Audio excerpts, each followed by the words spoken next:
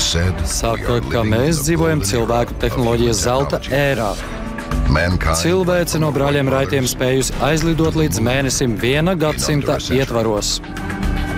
Vai šis iespējīgais progress ir tikai cilvēces saprāta produkts? Vai arī esam saņēmuši palīdzību no citas pasaules? Ir pietiekoši daudz pierādījumu, ka pastāv NLO aizseks. Vai citplanētiešu intelekts varētu būt spēks, kas virza cilvēces lielākos sasniegumus? Vai tas būs mūsu iznīcības iemesls? Šovakar mēs pētīsim noslēpumus, kas slēpjas aiz cilvēces izcilākajiem zinātnes sasniegumiem. Pievienojieties, kamēr mēs atklājam citplanētiešu tehnoloģiju slepenās lietas.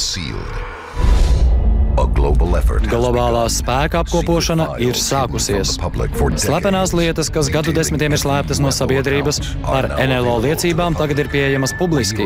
Mēs atklāsim patiesību, ko slēpj šie slepenie dokumenti. Uzziniet, ko valdība vēlas slēpt no jums. Slepenās lietas citplanētieši. Atklājot lielāko noslēpumu uz planētas Zeme. 2012. gada 14. jūnijas, Vašingtona. Iedzīvotāji šokēja kaut kas, kas līdzinās NLO. Smagās mašīnas aizmugurē.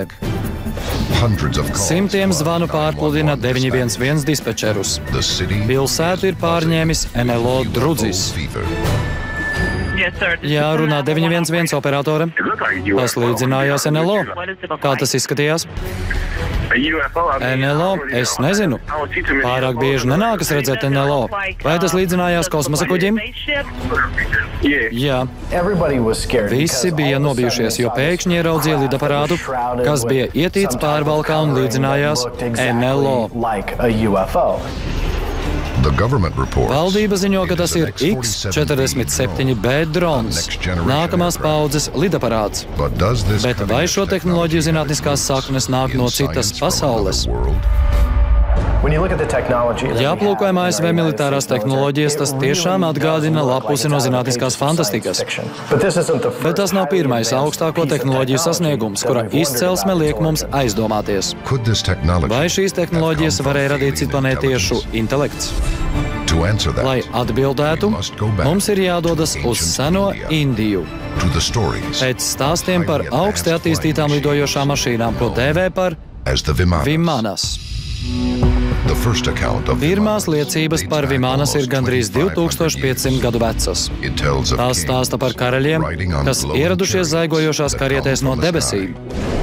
Karietes, kas mirdzēja kā saule un kuras vadīja dievi. Veselais saprāts saka, ka ir 3000 gadi pirms Kristus, un kaut kas ierodas no debesīm, un iespējams pat nolaižas un būtnes izkāpj ārā, tās uzskatīs par dieviem. Bet vai varētu būt, ka būtnes, kā uzskata citplanētiešu teorētiķi, par kurām ziņo šī senā civilizācija, bija viesi no citas pasaules? Mūsdienu kontekstā jūs atmetat domu, ka tie būtu dievi. Tās nebija dievības. Tie nebija saules rati, ar ko tās atbrauca. Tie bija NLO uz planētas Zeme. Šie apraksti varētu būt pirmās liecības par cilvēces apsēstību ar lidaparātiem no kosmosa, bet tie noteikti nav pēdējie. Abidosa, Ēģipte. Seti templī atrodami seni hieroglifi, satriecoši attēli, kas nepakļaujas loģikai un cilvēces vēsturei. Uz šo eģiptiešu celtņu sienām ir mūsdienu lidaparātu attēlojums hieroglifos. Lūk, helikopters. Cita veida lidaparāts. Tā līdzinās zemūdenei. Kas to spēj izskaidrot? Vai mūsu tehnoloģijas varēja iedvesmot citplanētiešu intelekts? Vai šīs ir senas liecības par NLO? Vai, kā uzskata daži eksperti, primitīvi rasējumi tehnoloģijām, kas izgudrotas tikai pēc 3000 gadiem? Jāsāk domāt, vai seno eģiptiešu laikā debesīs bija lidojošas mašīnas, vai viņi paši tās uzbūvēja, vai arī tas ir pierādījums, ka kaut kas bija mūsu debesīs pirms gadu tūkstošiem. Bet vai pārliecinošākais pierādījums par citplanētiešu intelektu neslēpjas tehnoloģijās, ko mēs izmantojam ikdienā? Turpinājumā, vai izcilākie mūsu laikmeta izgudrojumi tika nozagti no avarējuša svešo kosmosa kuģa? Armijas virsnieks saka, ka raķete, kas tika atrasta pagājušā nedēļā, tika izpētīta Rozvelā, Ņumeksikā. Un vai noslēpumi, ko mēs atklājām, varētu būt cilvēces beigu sākums? Jūs skatāties Slepenās lietas citplanētieši, atklājot lielāko noslēpumu uz planētas Zeme. Jūs skatāties Slepenās lietas citplanētieši. Reaktīvais dzinējs, gēnu inženierija, datorzinātnes. Pastāv iespēja, ka lielākie tehniskie panākumi cilvēces vēsturē ir sasniegti pēdējos 60 gados. Bet kurš vai kas ir atbildīgs par mūsu pēkšņo evolūciju? Ja citplanētiešu teorētiķi nekļūdās, atbilde ir meklējama lielākajā NLO piesegšanā 20. gadsimtā. Un tas notika nākamajā dienā pēc Rozvelas. Slepenā lieta - diena pēc Rozvelas. 1947. gads - Rozvela, Ņumeksika. Klusa amerikāņu pilsētiņa vietējo gaisa spēku mājvieta. Jūlijas sākumā kareivji izmeklē ziņojumus par avarējušu šķīvīti ienaidnieka tuksnesī. Domājams, ka avārijas vieta tika ātri norobežota, bet pirms tam kareivji, ugunsdzēsēji un vietējie iedzīvotāji ziņoja par redzēto, kas līdzinājās avarējušam citplanētiešu lidaparātam un tā pasažieriem, kas bija miruši. Bet vai stāsti ir patiesi? Neilgi pēc vraka atrašanas Rozvelā, Ņumeksikā, militāristi paziņoja, ka pārtvēruši lidojošo šķīvīti. Avīzes drukāja rakstus, radio ziņas tika palaistas ēterā. Armijas gaisa spēki ir paziņojuši, ka ir atrasts lidojošs disks, kas šobrīd atrodas armijas rīcībā. Armijas virsnieks stāsta, ka pagājušā nedēļā atrastā raķete tiek izpētīta Rozvelā, Ņumeksikā un nosūtīta uz raita bāzi Ohio tālākai izpētei. Saikne starp Rozvelas notikumiem 1947. gada jūlijā Rozvelā un ārpuszemes tehnoloģijām ir ļoti sarežģīta. Šis 50. gadu dokuments no FIB seifam varētu pierādīt, ka mēs Ņumeksikas tuksnesī atradām ne tikai lidojošo šķīvīti, bet arī 3 mazus līķus, kas ietērpti metāla drānās. Vai militāristi zināja, ka lidojošais šķīvītis, par kura atrašanu tika ziņots, bija ārpus zemes tehnoloģijas? Un ja tā, kas notika ar atrasto lidaparātu? Šis ir 84. angārs, un uz šo angāru tika nogādāts vraks un līķi. Šajā apkaimē bija liela rosība.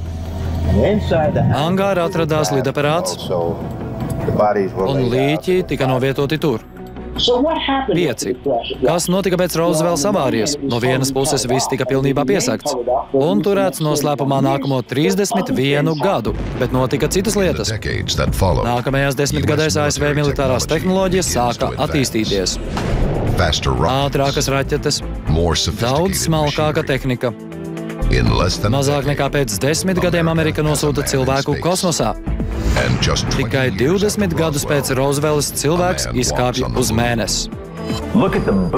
Palūkojieties uz tehnoloģisko izrāvienu, kas sākās pēc Rozvelas. Optiskās šķiedras, integrētās schēmas, parādījās maskēšanās tehnoloģijas. Tas viss notika pavisam īsi pēc Rozvelas. Militāristi nav atzinuši, ka nozaguši tehnoloģijas no citplanētiešu kuģa. Līdz brīdim, kad pasaule iepazinās ar pulkvedi Filipu J. Corso. Pulkvedis Filips Corso mira 1998. gadā, bet pirms tam sarakstīja grāmatu dienu pēc Rozvelas. Tajā viņš aprakstīja, kā lidaparāts avarēja Rozvelā. Tas ir fakts, ka lidaparāts tika atrasts. Tika atrasti citplanētiešu līķi, un viņš tika norīkots par atbildīgo tehnoloģiju izpētē, lai mēs varētu tās izmantot. Pulkvedis Corso, augstā balvots virsnieks, tiek uzskatīts uzskatīts par pirmo vēsturē, kas atklāja saikni starp mūsu militāristiem un citplanētiešiem. Viņa karjeras laikā ASV armijā viņš strādāja par Pentagona ārvalstu tehnoloģiju nodaļas vadītāju. Viņš skaidri pateica, ka atrodoties tur, viens no projektiem, kas nonāca viņu uzraudzībā, bija fakts, ka ārpuszemes tehnoloģijas no Rooseveltas avārijas tika pētītas. Un viņi vēlējās uzzināt, vai var tās izmantot, nogādājot tehniku pareizajās rokās. Kā ziņots, Corso tika nodotas datoru schēmas, dzinēju sistēmas, neiznīcināma auduma un dīvainas ķiveres atliekas. Pēc viņa stāstītā, viņam lika izstrādāt programmu, kas pētītu un attīstītu ārpuszemes tehnoloģijas. Tiek pieņemts, ka kompānijām kā Lockheed Martin, Litton, šīm lielajām korporācijām tika nodotas tehnoloģijas, sakot, zēni, ņemiet šīs mantas, izpētiet, attīstiet, un mēs ļausim jums paturēt patentus un gūt labumu no tehnoloģijām. Ko pretī saņēma ASV valdība? Ieročus un kontroli.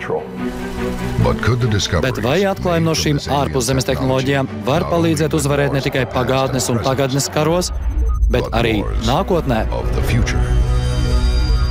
Turpinājumā, no lādēto daļiņu staru ieročiem līdz zonai 51. Vai mūsdienu tehnoloģijas tika iegūtas no mirušu citplanētiešu rokām? Mēs atklāsim slepenos projektus, kas nav publiskoti līdz šim brīdim. Jūs skatāties slepenās lietas citplanētieši, atklājot lielāko noslēpumu uz planētas Zeme. Jūs skatāties slepenās lietas citplanētieši. No senām vīzijām par nākotnes konstrukcijām līdz neiedomājumām nākotnes mašīnām.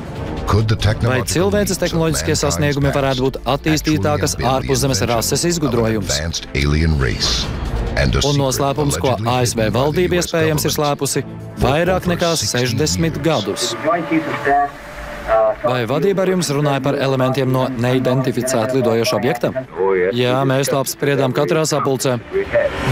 Ir pietiekami daudz pierādījumu, kā ASV valdība to slēpa, bet jautājums, ko tieši viņi slēpa? Daļa atlūza no Rooseveltas domājams tika nogādāta slepenā militāro testu bāzē, kuras eksistenci valdība noliedza līdz 1995. gadam. Bāze ar nosaukumu Zona 51.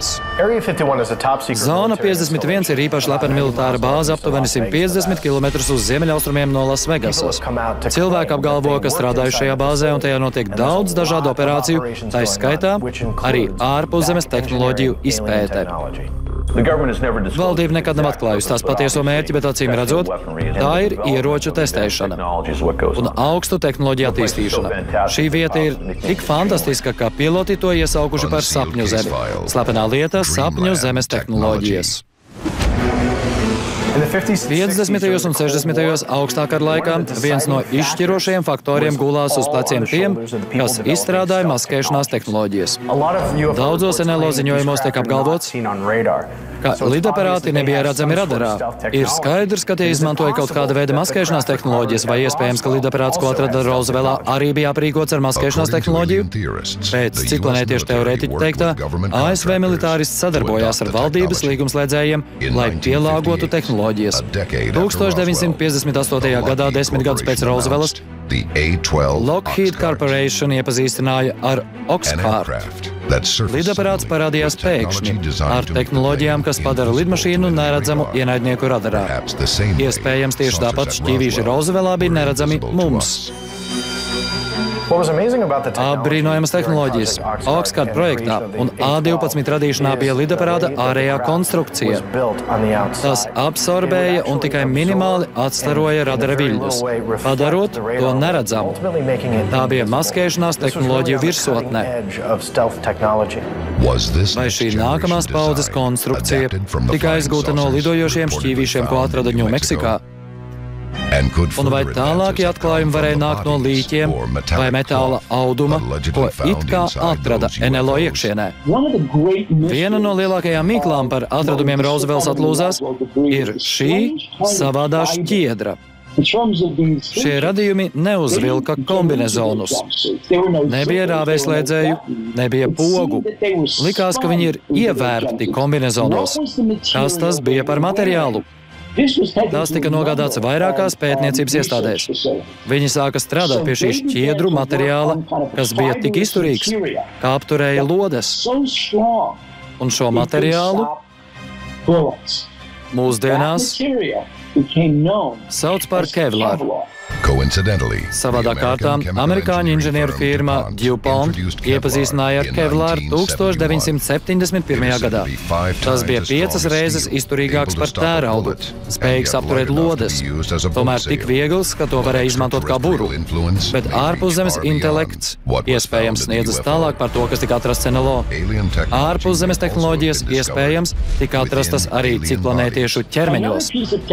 Vēl kāda tehnoloģija, kas tika atrastas Roosevelts avārijas vietā, nāca no citplanētiešiem, un tā bija nakts redzamība. Vai militārie mediķi atklāja nakts redzamību, veicot citplanētiešu autopsiju? Pēc kāda liecinieka teiktām, ārsts esot izņēmis lēcu no viena no mirušajiem citplanētiešiem. Lēca tika izņemta, un viņi varēja redzēt tumsā. Lēca bija gaismu sakopojoša ierīce. Tā bija nakts redzamība. Šī teorija mums atgādina, viena no satriecošākajām ārpuszemes tehnoloģiju detaļām ir tas, ka tās var mums pastāstīt par ārpuszemes dzīvību. Ko vēl mēs varētu uzzināt no tehnoloģijām, kas joprojām tiek slēptas no sabiedrības? Viena no nozīmīgākajām lietām, ko Corso atklāja, bija tas, ka lidaparātam nebija vadības. Pēc Corso teiktā, citplanētieši nevadīja lidaparātu ar rokām. Viņi to vadīja ar smadzenēm. Lūk, ko Corso atklāja.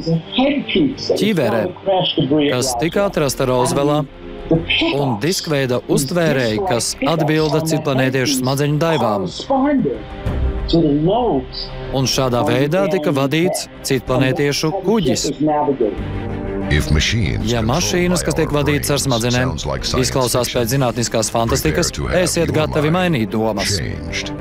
Pēdējos 30 gados zinātnieki ir atklājuši veidu, kā elektrodus ķiverē savienot ar testējumā subjekta smadzenēm. ASV strādā ar tehnoloģijām, kas ļauj sensoriem nolasīt pilotu domas un pārveidot tās lidojumu vadībā, lai varētu tās vadīt bez rokām.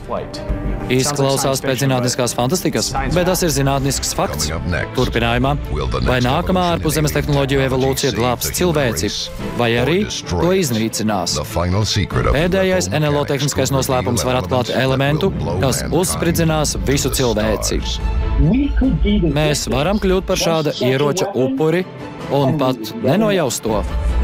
Jūs skatāties slepenās lietas citplanētieši, atklājot lielāko noslēpumu uz planētas Zeme. Jūs skatāties slepenās lietas citplanētieši. Modernās vēstures lielākie zinātniskie sasniegumi iespējams tika atklāti citplanētiešu lidaparātā Rooseveltā. Bet vai galvenais atradums varētu būt jauns elements? Runāja, ka veicot izpēti, tika atrasts elements ar nosaukumu Elements 115, kas palīdzēja izprast citplanētiešu dzinēju un visu, kas saistīts ar pārtvērto NLO, kas tika nogādāts zonā 51. Zinātnieki elementu 115 nesen ir nodēvējuši par Pentium, bet ja šis elements patiesi ir no citas planētas, kādu spēku tas sevī var slēpt? Ārpuszemes intelekts var virzīt cilvēces izgudrojumus, bet mums ir jājautā, vai protam tos izmantot. Ja nē, mūsu izdzīvošanas atslēga uz planētas Zeme varētu būt dažu ārpuszemes tehnoloģiju paturēšana slepenībā. Jūs skatāties slepenās lietas citplanētieši, atklājot lielāko noslēpumu uz planētas Zeme.